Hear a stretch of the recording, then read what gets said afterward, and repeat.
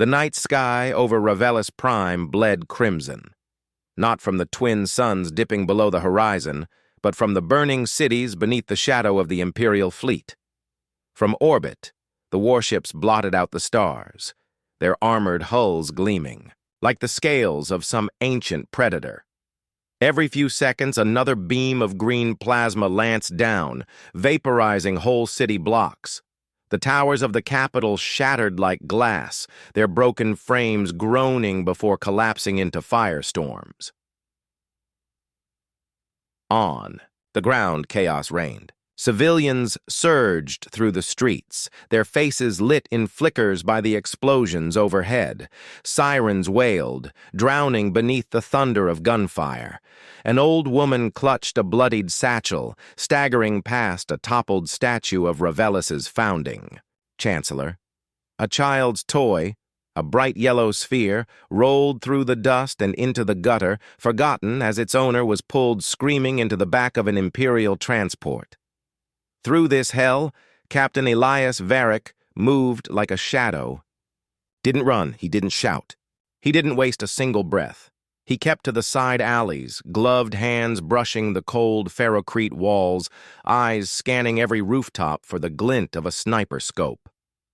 The stolen Imperial data chip felt heavy in his pocket, not from weight, but from what it meant.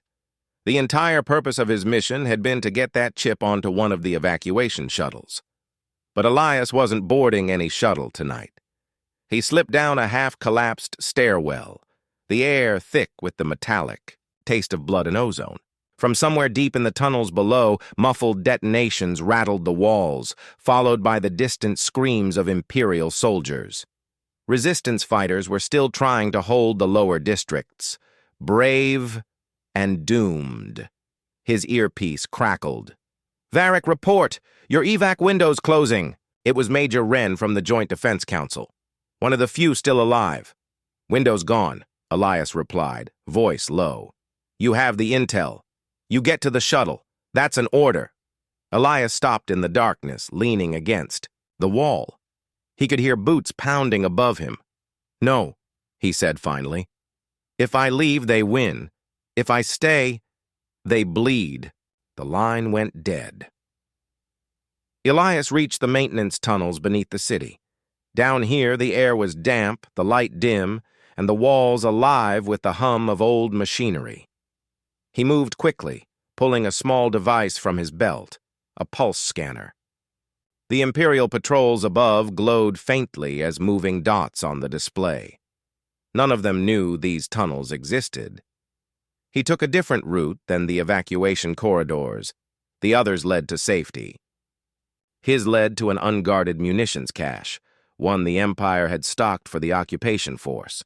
He rounded a corner and froze. 2 Imperial soldiers were standing at the tunnel junction, their armor slick with dust.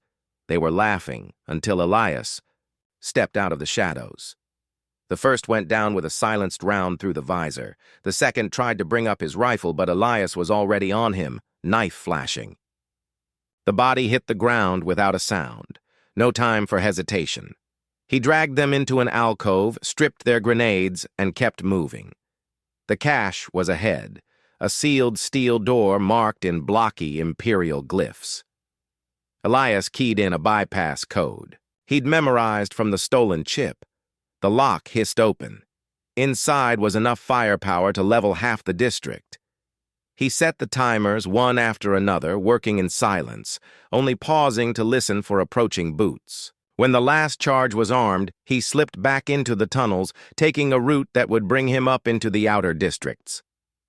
By the time the first explosion went off, Elias was already halfway across the city. The shockwave roared through the streets, toppling Imperial gunships as fire erupted from the tunnels. Ammunition stores ignited in a chain reaction, blasting through the occupation force's supply lines. From the rooftops, civilians looked up, not with hope yet, but with the briefest spark of confusion. Elias didn't stay to watch. He vanished. Into the ruins, another shadow swallowed by the night. The Empire would count him as a ghost, if they counted him at all. But ghosts have a way of haunting the living. The transport ship's wreck drifted in the asteroid field like a corpse among bones. Its hull was blackened, venting atmosphere in lazy silver ribbons. The Imperial insignia was carved deep into its plating, only to be defaced by a single word, etched with molten precision: human. Commander Relith of the Imperial Navy floated through the wreck in zero-G, his armor lights cutting sharp beams through the darkness. The silence was absolute except for the faint crackle of his comm. Every creak of twisted metal sounded too loud. His men found no survivors, no bodies either, just the mark and the wreckage of a supply run vital to the 7th Fleet. It was the third attack this month. The enemy was unseen, uncatchable, and clearly not afraid. Hours earlier, in the shadow of asteroid K9, Elias Varric crouched in the cockpit of a stolen Imperial scout craft. His hands moved over the controls like a pianist's over old ivory, delicate, deliberate. The moment, the convoy's coordinates lit up on his radar. He smiled faintly. The Empire's military doctrine was predictable: rigid timetables, fixed supply corridors, and the belief that sheer force made them untouchable. It was why guerrilla warfare worked against them, if you were patient enough to strike at the exact right moment. Elias's scanner showed 3 cargo haulers escorted by 2 patrol corvettes. That meant minimal defenses. Perfect. He throttled. Forward. Engines low to keep his ship masked in the asteroid's thermal shadow. Then with a flick, he launched an EMP mine into their path. It tumbled silently through the void, invisible to the naked eye. Seconds later, the convoy hit it. The lead corvette's lights died instantly. A heartbeat after that, Elias's ship was on them, blaster fire ripping into the nearest cargo haulers, engines. Flames erupted from its thrusters, sending it spinning. The second corvette swung to intercept, but a salvo of micro-torpedoes punched through its hull, venting atmosphere in a frozen spray. The haulers had nowhere to run. Within minutes, the cargo bays were blown open, crates spilling into space like spilled blood cells. Elias swept in, attaching a beacon to one crate, a transmission on a tight beam to his rebel allies. Supplies would be recovered. The Empire would get nothing. And then, as always, he left his signature. The word burned into their hull with a portable plasma cutter. Human. On the bridge of the Imperial dreadnought Iron Will, Admiral Cass Vorth was livid. "This is the 3rd strike in 20 cycles," he barked at his officers. "Fuel depots, weapons shipments, and now medical supplies. Gone. And all our scans find nothing?" "We believe it's a small craft, sir," said his intelligence officer, shifting uncomfortably. "Possibly." "Possibly what?" "Possibly human." The room fell silent. Humanity's colonies in this sector had been purged decades ago. The Empire's propaganda had declared the species extinct here. If one had survived, especially a soldier, it was a problem no commander wanted to explain to the Emperor. Elias watched from a hidden sensor drone as Imperial search ships combed the area. Their patterns were sloppy, driven by panic. He made notes, studying the timing of their sweeps, the distances between patrols. Every failed search would make the Empire more desperate and more careless. He allowed himself a moment to eat a thé, ration bar from Earth, long past its expiration date but still edible. It was the taste of home, faint and bitter. The comm on his wrist vibrated, a secure rebel frequency. "We got the drop, Varric," the voice said.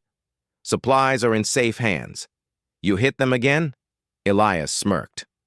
"I'm just getting started." He powered down his engines, letting the ship drift into the cold shadow of a dead moon. From here, he could watch the Empire waste fuel, time, and manpower chasing a ghost they could never find. Not unless he wanted them to. Back aboard the Iron Will, Admiral Vorth clenched his fists as reports came in. No survivors. Cargo lost. Markings found again. "Do we have a profile?" "Only this, sir."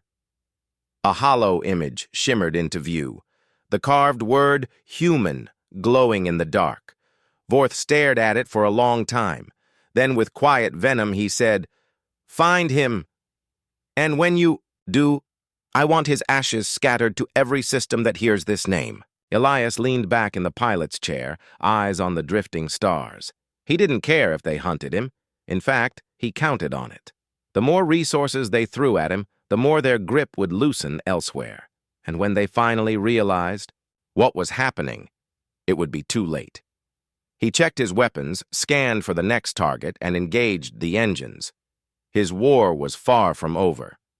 The cantina smelled of burnt oil, stale ale, and the quiet desperation of those who'd trade their own kin for credits. On the wall, a holo display looped the latest Imperial bounty announcements. Traitors, pirates, deserters. Then the final. Notice made the entire room go silent. A grainy, still image, barely a silhouette, of a man in body armor, head turned, a jagged rifle strapped across his back. Beneath it, Captain Elias Varick, human, dead or alive. 9.5 million credits, the fee. Crowd murmured.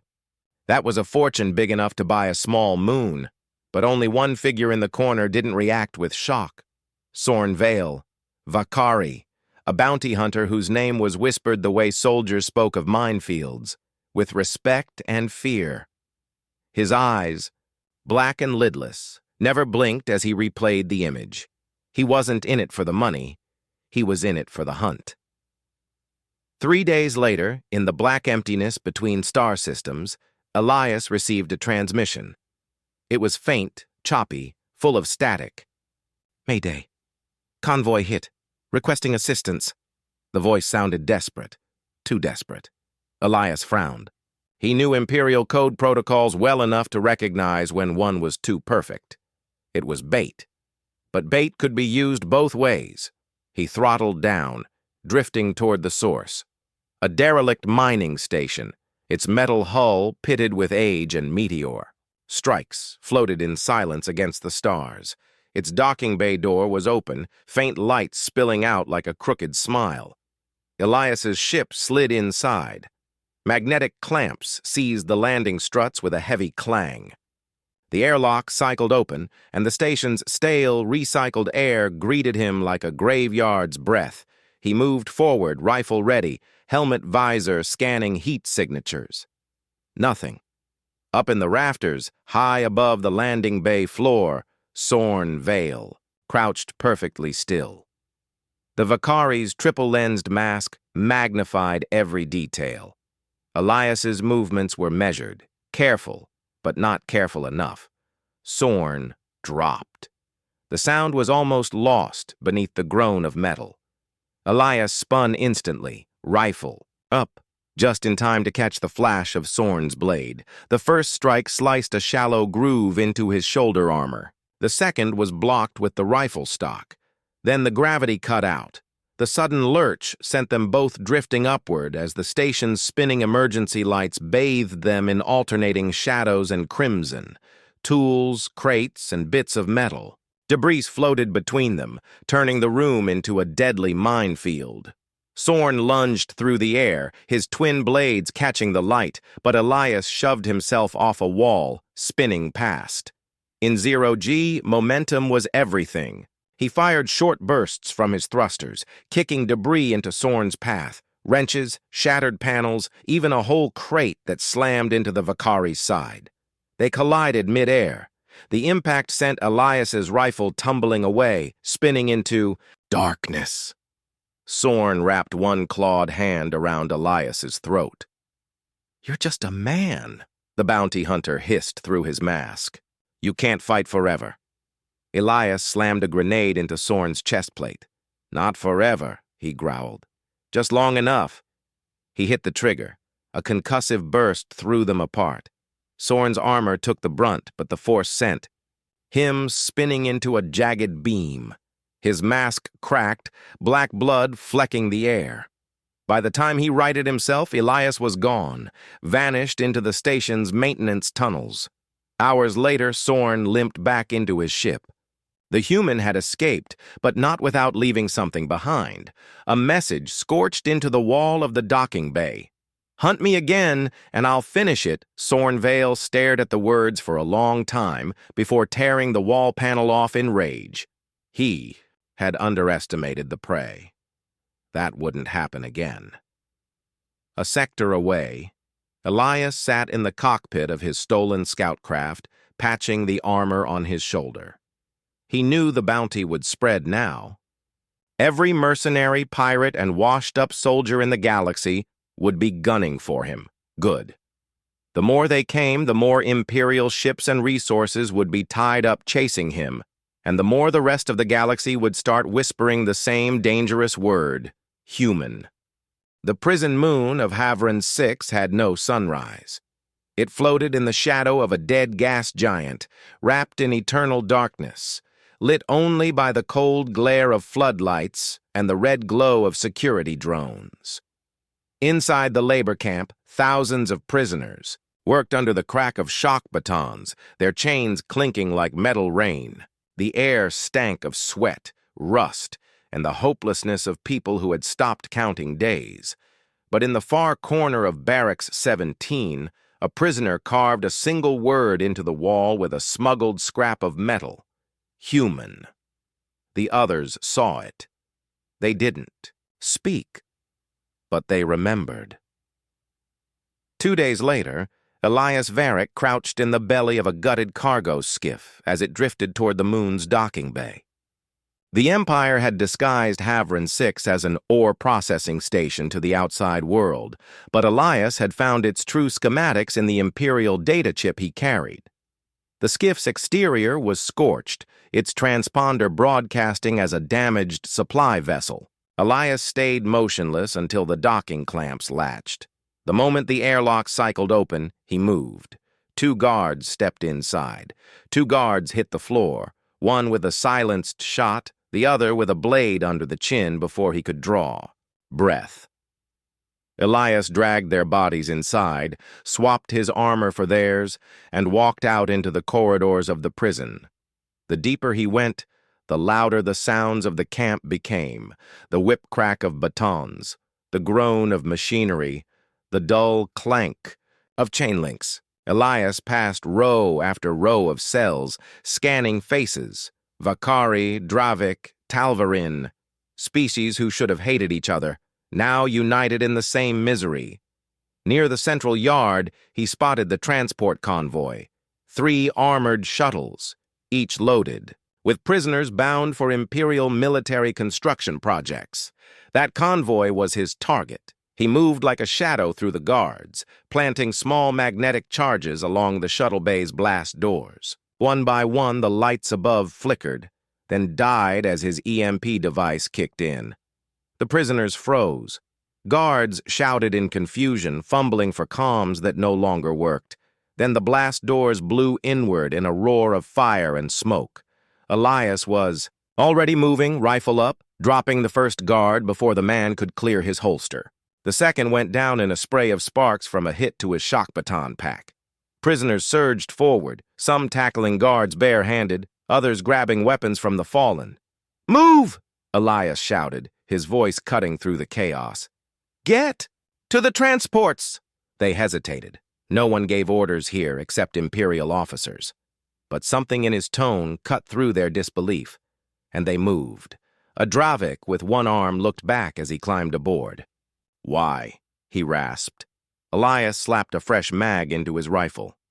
"Because the galaxy's forgotten what it's like to be free. Let's remind them." The shuttles lifted off under a hail of laser fire from watchtowers. Elias fired from the loading ramp, picking off gunners as the transports screamed through the night sky. Imperial interceptors gave chase, but before they could close in, the magnetic charges Elias had planted on the blast doors detonated again, collapsing part of the docking bay roof. Debris smashed into the interceptors, sending them spinning into the moon's surface. Hours later, in a hidden rebel safe house, the freed prisoners sat in stunned silence. Many had been slaves for so long that freedom felt like a lie. But when one of them, a Vakari female with a jagged scar over her eye, asked who had freed them, The answer passed from mouth to mouth like fire through dry grass. "A human," they said. "No," another corrected. "The human." On the Imperial flagship Iron Will, Admiral Vorth slammed a fist into the holotable as reports came in. "He's not just hitting us now," the intelligence officer warned. "He's recruiting." The Admiral's jaw tightened. "Then we burn every system he touches, and when we find him—" He didn't finish. He didn't have to. Elias sat apart from the others, cleaning his rifle. He didn't want followers. Not yet. Followers meant responsibility, and responsibility meant risk. But looking around the room at the freed captives, he knew something had changed. They weren't afraid anymore, and that was the Empire's worst nightmare. The imperial capital of Vorath had not seen war in 3 centuries. Its towers reached so high they pierced the upper clouds, their spires capped with gold. The great orbital defense ring, a chain of war stations that glittered like a jeweled crown, was considered untouchable, until the morning it caught fire. It began as a flicker on the horizon, so faint the citizens thought it was sunrise. Then came the first explosion. A thunderous bloom of flame rolled across the defense ring, visible even from the streets far below. Pieces of burning debris broke free, streaking down through the atmosphere like meteors. Crowds stopped in place. The propaganda hollow boards flickered, stuttered, and went black. High above, Elias Varric and his crew rode inside the stolen Imperial dropship Ghostwing, its forged codes allowing them to dock unnoticed. The mission was suicide on paper. Strike the production yards that fed the Beagle Empire's core fleets. But Elias knew the symbolism mattered more than the damage. Hit Vorath, and the galaxy would know the Empire could bleed. 2 minutes to the yard, said Mara Tress, a former Vakari slave who'd become Elias's best shot. Elias tightened his harness. On my mark, we go loud. The dropship eased. Into Dock 47, a cavernous bay filled with half-completed destroyers, fuel lines, and weapon stockpiles. The air was heavy with the metallic scent of welding arcs and the oily tang of fresh hull plating. Imperial engineers bustled below, oblivious. Elias rose, rifle in one hand, detonator in the other. Mark! The first blast tore through the fuel. Lines in a deafening roar. Fire raced along the scaffolds, leaping from one ship to the next. Elias's team poured blaster fire into the panicked guards, cutting down anyone who reached for an alarm. From above, cranes collapsed like falling. Giants, their cables whipping through the air. A half-built destroyer groaned as it tipped from its cradle, crashing through the dock floor and into the hangar beneath. The comms erupted with Imperial panic. Dock 47 under attack. Multiple fires in Sector 5. Unidentified dropship. Code. Mismatch. Elias didn't wait for them to piece it together. He and his team planted shaped charges along the main assembly lines. Their timers synced to go off after they escaped. Every charge was a knife in the Empire's war machine. 30 seconds! Mara shouted over the roar. They sprinted back toward the Ghostwing. Flames licked the walls as oxygen tanks exploded in rapid succession. Overhead, a viewing platform gave way, sending officers screaming into the inferno below. The dropship lifted, off just as the first chain of explosives detonated. The shockwave flung them upward, rattling the hull. Below, Dock 47 was gone, nothing but a collapsing pit of molten steel and black smoke. In the city, panic became chaos. Air raid sirens wailed, for the first time in living memory. Civilians ran for shelters that had been built only for show. The orbital defense ring, still burning, shed massive chunks into the atmosphere, where they streaked down in blazing trails that shattered streets and smashed transit lines. From the bridge of the Imperial flagship Iron Will, Admiral Vorth watched the disaster unfold in cold disbelief. This is Vorath, he said almost to himself. The heart of the Empire. An officer hesitated before speaking. Sir, reports indicate it was the human. Vorth's expression hardened to steel. Transmit to all sectors. Captain Elias Varric is now to be executed on sight. No capture. No trial. Find him or burn every system until you do. In a quiet alley far from the chaos, Elias shed his imperial disguise. The distant sky was lit orange from the burning ring, the air trembling with sirens. He could already feel the shift in the air, not the wind, but something deeper. The Empire wasn't untouchable anymore. The galaxy had seen it fall to its knees, if only for a moment, and that moment would spread like wildfire. Mara stepped beside him, grinning through soot. Think they'll take it well? Elias smirked. They'll take it personally. That night, in taverns and safe houses across the outer rim, the story began to spread. Whispered first, then shouted, a human burned the capital. Space beyond the Vorath system was a black ocean, lit only by the distant scars of burning ships. Elias Varric's strike on the capital had spread like lightning through the galaxy, igniting rebellion cells that had been sleeping for decades. But the Empire's counterstrike came faster than anyone expected. The Ghost Wing drifted in the shadow of a dead moon, its hull patched with scavenged plating, engines running cold to avoid detection. The crew gathered in the dimly lit mess hall, tension humming through the recycled air. We've got half the outer rim asking to join the cause, Mara said, leaning over a hollow map littered with blinking distress beacons. If we move quick, we can hit 3 shipyards before the Empire stabilizes. That's if we're not hunted down first, grunted Kor, their Vakari engineer, his reptilian eyes narrowed. They've locked the core lanes. Any jump risks a net. Elias weighed the options in silence. He could almost feel Admiral Vorth out there, circling, patient, waiting for him to slip. Finally, he spoke. We strike again before they tighten. The leash. No one hides forever. The plan was set. Rendezvous with a rebel flotilla in the Skath Rift, an uncharted nebula that could mask their signatures. If the meeting went well, they'd have ships, fighters, and enough firepower to keep the Empire bleeding for months. But in the rift, shadows had teeth. The Ghost Wing slid into the nebula like a diver into deep water. Gas clouds swirled in streaks of crimson and violet, their beauty hiding the turbulence beneath. Static chewed at the comms, the nav computer struggling to keep a fix. Transponder ping, Mara said.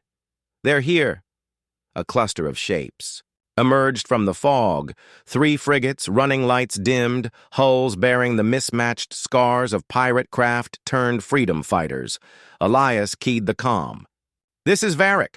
We're here to... The reply was cut short by the flash of ion cannon fire. The Ghost Wing shuddered violently, shields flaring. Kor slammed his claws into the console. They're locking us down! Elias spun to Mara. What the hell is this? The frigates surrounded them like wolves. From the largest, a boarding pod shot forward, magnetic clamps biting into the Ghost Wing's hull. Moments later, the sound of cutting torches echoed through the corridors. The first boarders came in hard, armored, masked, weapons ready. Elias and Mara dropped them in a storm of blaster fire, but more poured in. The ship became a maze of smoke and shouting. Through the chaos, a voice called out, calm, almost apologetic. Stand down, Elias. From the boarding tunnel stepped Commander Rael Dravik, a man Elias had once trusted with his life. They'd fought together in the first days of the Resistance. Elias froze, fury boiling beneath his skin. Rael, what are you doing here? Rael's expression was unreadable. Ending this before you burn us all. The Empire's offering amnesty, territory, ships, for anyone who turns you in.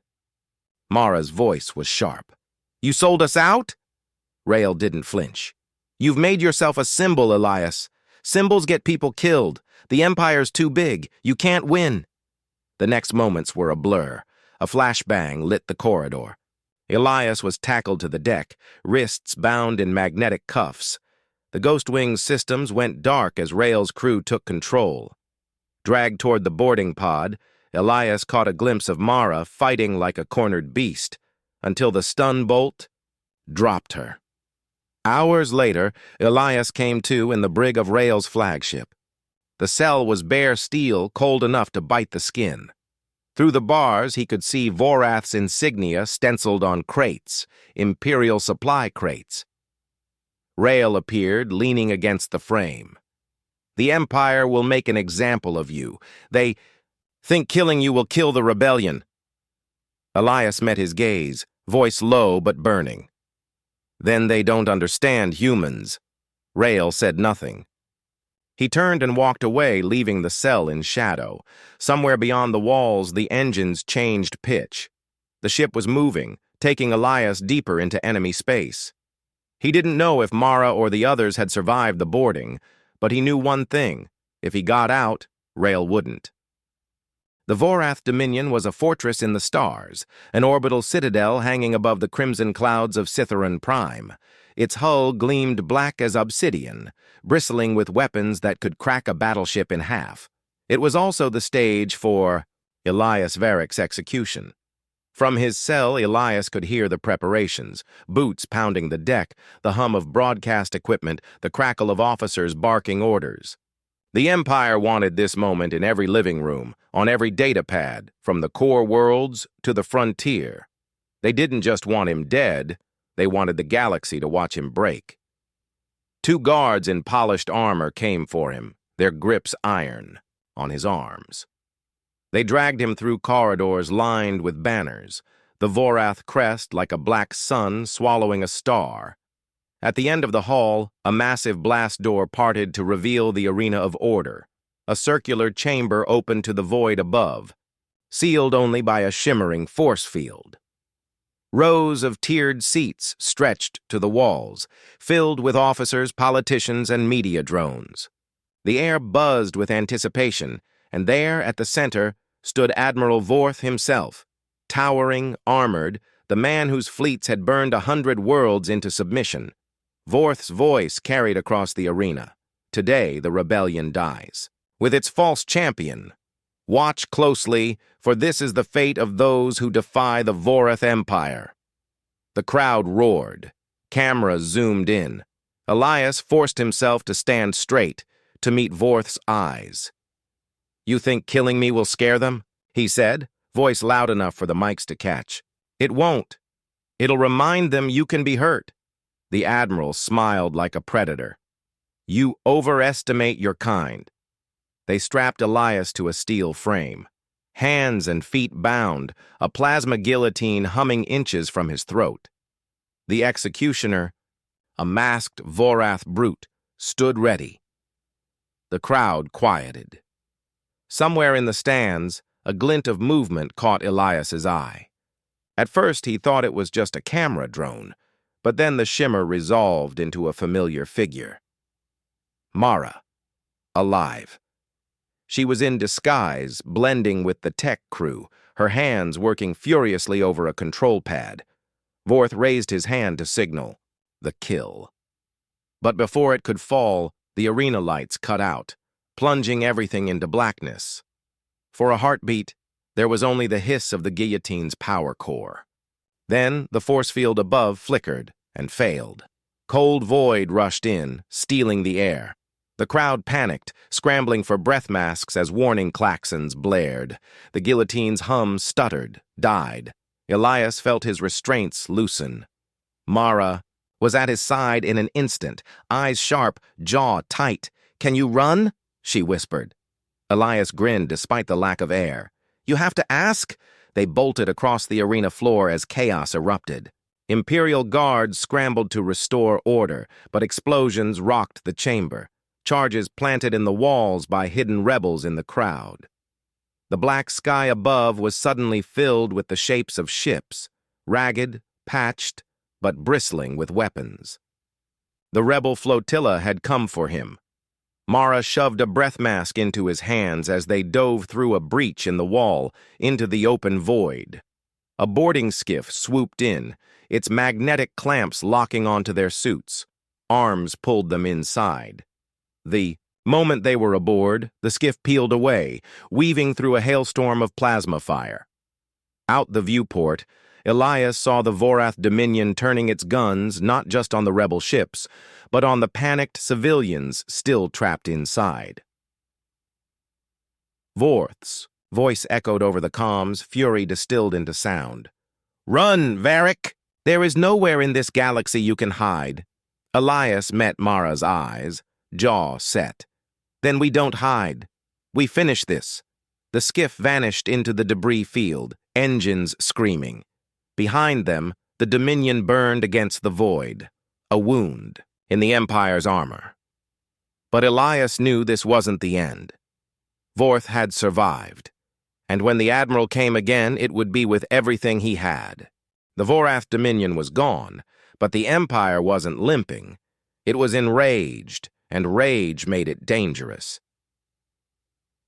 3 days after his rescue, Elias stood on the Iron Wraith's command deck, watching the galaxy's largest fleet crawl toward them on the tactical display. 50 capital ships, hundreds of escorts. Admiral Vorth was coming, and he wasn't hiding his intent. The rebel fleet was a ragtag mix of battered warships, stolen freighters, and gunboats held together by scavenged plating and stubborn hope. The Iron Wraith herself rattled every time her engines flared.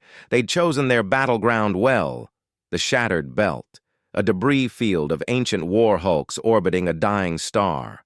The wreckage provided cover, but it was also a graveyard. No one walked away from battles fought here. Mara stepped up beside Elias, her eyes on the display. "They outgun us 10-1. Even if we win, we won't have much left." Elias smiled faintly. "That's the point. This isn't about what's left of us. It's about what's left of them."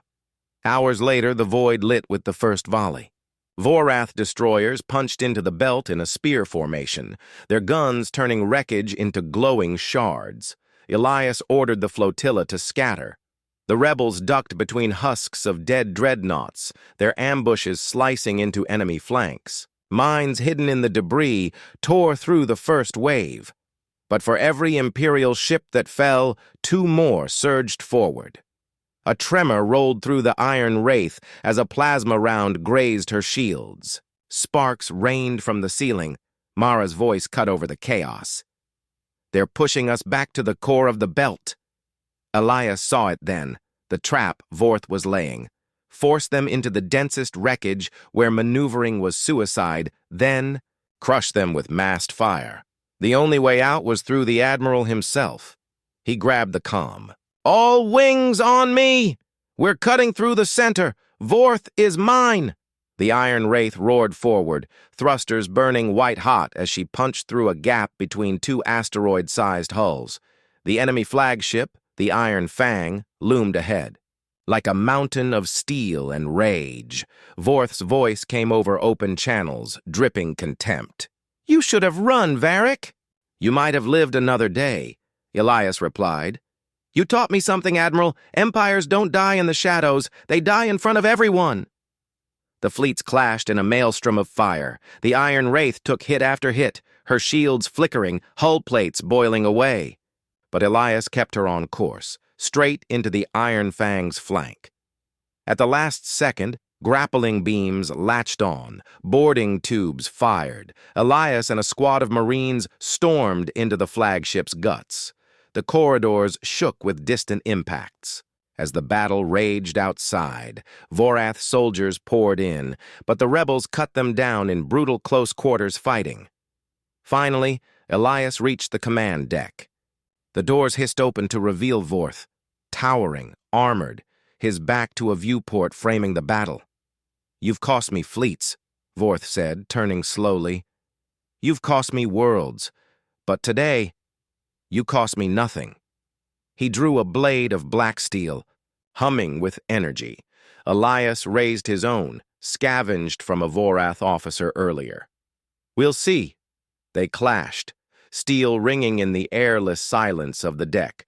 Vorth was stronger, faster, but Elias fought with a desperation born of knowing. There was no tomorrow. Blades sparked, boots slid across scorched decking. Vorth drove Elias back toward the viewport, their weapons locking. "You're nothing," Vorth growled. "A human rat gnawing at a lion's throat." Elias smiled through bloodied teeth. "And yet, here we are."